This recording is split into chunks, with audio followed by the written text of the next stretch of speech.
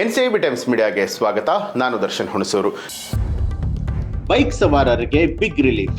ರಾಜ್ಯದಲ್ಲಿ bike taxi ಸೇವೆ ಬಗ್ಗೆ ಹೈಕೋರ್ಟ್ ಮಹತ್ವದ ಆದೇಶ. ಕರ್ನಾಟಕದಲ್ಲಿ ಬೈಕ್ ಟ್ಯಾಕ್ಸಿ ಸೇವೆಗಳ ಮೇಲಿನ ನಿಷೇಧದ ಬಗ್ಗೆ ಹೈಕೋರ್ಟ್ನಲ್ಲಿ ದೀರ್ಘಕಾಲದಿಂದ ವಿಚಾರಣೆ ನಡೀತಾ ಇತ್ತು. ರ್ಯಾಪಿಡೋ, ಊಬರ್ ಮತ್ತು ಓಲಾ ಸೇರಿದಂತೆ ರೈಡ್ ಹೀಲಿಂಗ್ ಕಂಪನಿಗಳು ಬೈಕ್ ಟ್ಯಾಕ್ಸಿ ಸೇವೆಗಳನ್ನ ನಿಲ್ಲಿಸುವಂತೆ ಸರ್ಕಾರದ ಆದೇಶವನ್ನ ಪ್ರಶ್ನಿಸಿ ಹೈಕೋರ್ಟ್ಗೆ ಅರ್ಜಿಯನ್ನ ಸಲ್ಲಿಸಿತ್ತು. ಇದೀಗ ಹೈಕೋರ್ಟ್ನ ಮುಖ್ಯ ನ್ಯಾಯಮೂರ್ತಿ ವಿಭು ಖಬ್ರು ಅವರು ಮತ್ತು ನ್ಯಾಯಮೂರ್ತಿ ಸಿಎಂ ಜೋಶಿ ಅವರಿದ್ದ ವಿಭಾಗೀಯ ಪೀಠವು ಪ್ರಕರಣವನ್ನ ವಿಚಾರಣೆ ನಡೆಸಿ ಆದೇಶವನ್ನ ಹೊರಡಿಸಿದೆ. ಕರ್ನಾಟಕದಲ್ಲಿ ಬೈಕ್ ಟ್ಯಾಕ್ಸಿ ಸೇವೆಗಳ ಮೇಲಿದ್ದ ನಿಷೇಧವನ್ನ ರಾಜ್ಯ ಹೈಕೋರ್ಟ್ ರದ್ದುಗೊಳಿಸಿದೆ. ಇದರಿಂದ ರ್ಯಾಪಿಡೋ, ಊಬರ್, ಓಲಾ ಸೇರಿದಂತೆ ಆಪ್ ಆಧಾರಿತ ಕಂಪನಿಗಳಿಗೆ ಮತ್ತು ಬೈಕ್ ಚಾಲಕರಿಗೆ ದೊಡ್ಡ ರಿಲೀಫ್ ಸಿಕ್ಕಂತಾಗಿದೆ. ರಾಜ್ಯದಲ್ಲಿ ಬೈಕ್ ಟ್ಯಾಕ್ಸಿ ಸೇವೆಗೆ ಅವಕಾಶ ನೀಡುವಂತೆ ಹೈಕೋರ್ಟ್ ಆದೇಶವನ್ನ ಕೊಟ್ಟಿದ್ದು, ಇದು ಸಾರ್ವಜನಿಕರಿಗೆ ಹಾಗೂ ಗಿಗ್ ವರ್ಕರ್ಗಳಿಗೆ ಸಂತೋಷದ ಸುದ್ದಿ. ಹೈಕೋರ್ಟ್ನ ಮುಖ್ಯ ನ್ಯಾಯಮೂರ್ತಿಗಳು ಈ ಒಂದು ಆದೇಶವನ್ನ ಕೊಟ್ಟಿದ್ದಾರೆ. ಈ ಹಿಂದೆ ಏಕಸದಸ್ಯ ಪೀಠ ಬೈಕ್ ಟ್ಯಾಕ್ಸಿ ಸೇವೆಯನ್ನ ಅಕ್ರಮ ಅಂತ ಹೇಳಿ ಘೋಷಿಸಿ ನಿಷೇಧ ಮಾಡಿತ್ತು. ಇದರ ವಿರುದ್ಧ ರ್ಯಾಪಿಡೋ, ಊಬರ್, ಓಲಾ ಸೇರಿದಂತೆ ಹಲವು ಕಂಪನಿಗಳು ಹೈಕೋರ್ಟ್ಗೆ ಅರ್ಜಿ ಸಲ್ಲಿಸಿತ್ತು. ಅಪೀಲ್ ವಿಚಾರಣೆಯ ನಂತರ ವಿಭಾಗೀಯ ಪೀಠವು ಸರ್ಕಾರದ ನಿಷೇಧ ಆದೇಶವನ್ನ ತೆರವುಗೊಳಿಸಿದೆ. ಬೈಕ್ ಟ್ಯಾಕ್ಸಿ ಸೇವೆ ಮೇಲಿನ ನಿಷೇಧವು ಜೂನ್ 2025ರಿಂದ ಜಾರಿಯಲ್ಲಿತ್ತು. ರಾಜ್ಯ ಸರ್ಕಾರ ಮೋಟಾರು ವಾಹನ ಕಾಯ್ದೆ ಅಡಿಯಲ್ಲಿ ಸೂಕ್ತ ನಿಯಮಗಳನ್ನ ರೂಪಿಸದ ಕಾರಣ ಏಕಸದಸ್ಯ ನ್ಯಾಯಾಧೀಶರು ಬೈಕ್ ಟ್ಯಾಕ್ಸಿ ಕಾರ್ಯಾಚರಣೆಗೆ ತಡೆ ಒಡ್ಡಿದ್ರು. ಇದರಿಂದ ಬೆಂಗಳೂರು ಸೇರಿದಂತೆ ಹಲವು ನಗರಗಳಲ್ಲಿ ಲಕ್ಷಾಂತರ ಗಿಗ್ ವರ್ಕರ್ಗಳ ಉದ್ಯೋಗಕ್ಕೆ ಧಕ್ಕೆ ಬಂದಿತ್ತು.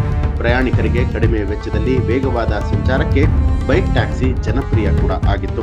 ಇನ್ನು ಹೈಕೋರ್ಟ್ ವಿಚಾರಣೆಯ ಸಂದರ್ಭದಲ್ಲಿ ನ್ಯಾಯಾಲಯ ರಾಜ್ಯ ಸರ್ಕಾರಕ್ಕೆ ಕಿಡಿಕಾರಿದೆ. ಸರ್ಕಾರವು ಬೈಕ್ ಟ್ಯಾಕ್ಸಿ ನೀತಿ ರೂಪಿಸುವುದಕ್ಕೆ 1 ತಿಂಗಳ ಸಮಯ ನೀಡಿದರೂ ಕೂಡ ಅದನ್ನ ಮಾಡದಿದ್ದಕ್ಕೆ ಅಸಮಾಧಾನ ವ್ಯಕ್ತಪಡಿಸಿತು. ಜನರ ಜೀವನಕ್ಕೆ ಸಂಬಂಧಿಸಿದಂತಹ ವಿಚಾರ ಇದು.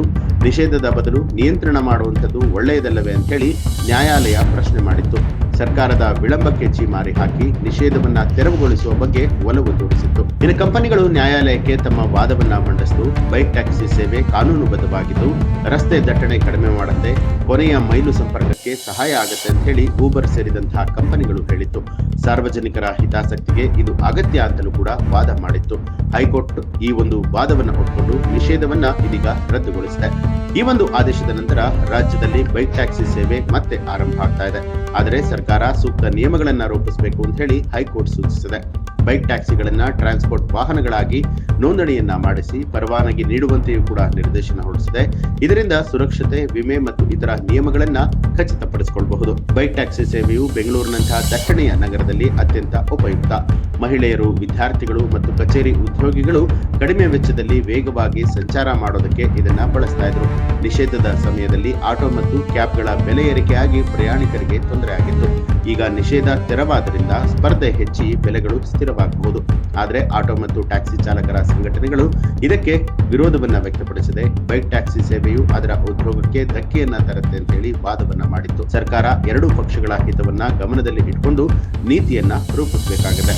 ಒಟ್ಟಾರೆಯಾಗಿ ಇದೀಗ ರಾಜ್ಯದಲ್ಲಿ ಮತ್ತೊಮ್ಮೆ ಬೈಕ್ ಟ್ಯಾಕ್ಸಿ ಬಂದಿರುವಂತದ್ದು ಗಿಗ್ ವರ್ಕರ್ಗಳಿಗೆ ದೊಡ್ಡ ಗೆಲುವಾಗಿದೆ. ಈ ಒಂದು ಮಾಹಿತಿಗೆ ಸಂಬಂಧಪಟ್ಟ ಹಾಗೆ ನಿಮ್ಮ ಅನಿಸಿಕೆ, ಅಭಿಪ್ರಾಯವನ್ನ ಕಮೆಂಟ್ ಮಾಡಿ. ಹಾಗೆ ನೀವಿನ್ನೂ ಕೂಡ ನಮ್ಮ ಚಾನಲ್ ಅನ್ನ ಸಬ್ಸ್ಕ್ರೈಬ್ ಮಾಡಿಲ್ಲ ಅನ್ನೋದಾದ್ರೆ ಈಗಲೇ ಸಬ್ಸ್ಕ್ರೈಬ್ ಮಾಡಿ, ಬೆಲ್ ಐಕಾನ್ ಒತ್ತಿ.